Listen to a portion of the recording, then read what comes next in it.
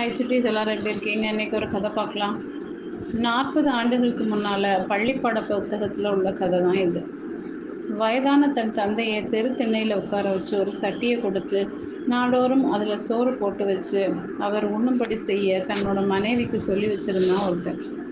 பல நாட்கள் இதை தொண்டு நடந்துக்கிட்டே இருந்துச்சு. ஒரு நாள் சோறு போட போகும்போது கிழவனோட அந்த சட்டி இல்லை. இந்த செய்தியை கணவன்கிட்ட சொல்கிறா மனைவி. சட்டி எங்கே அப்படின்னு கேட்டு அவரை திட்டி அடிக்கவும் கை ஓங்குறான் அவன். அப்போது அவன் பிள்ளை ஓடி வந்து, அப்பா, நான் தான் அந்த சட்டியை எடுத்து ஒழிச்சு வச்சுருக்கேன்னு சொன்னான்.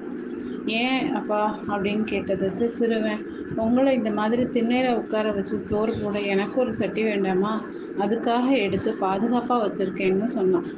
மகனோட சொல்ல கேட்டு தனக்கும் இப்படி நேரிடுமோன்னு அந்த தந்தை பயந்தான். தன் தந்தைக்கு தான் செய்யும் கொடுமைகளை தன் மகன் தனக்கும் செய்வான் அப்படின்னு அஞ்சி திருந்தினான். இந்த கதை நமக்கு ஒரு உண்மையை விளக்குது. தினை விதிச்சவன் தினை அறுப்பான், வினை விதிச்சவன் வினை அறுப்பான். இதுதான் அந்த உண்மை. நாம் செய்கின்ற செயல்கள் பலன்கள் பெரும்பாலும் இந்த பிறவியிலேயே நம்ம அனுபவிச்சுக்கலாம் அப்படிங்கிறதுக்கு இது ஒரு பெரிய சான்று. ஓகே சுட்டீஸ், இந்த கதை பிடிச்சிருந்தா லைக் பண்ணுங்கள், சப்ஸ்கிரைப் பண்ணுங்கள், ஃப்ரெண்ட்ஸ் அண்ட் ஃபேமிலிக்கு ஷேர் பண்ணுங்கள். கூடவே இந்த பெல் ஐக்கானே கிளிக் பண்ண மறக்காதீங்க. பாய்.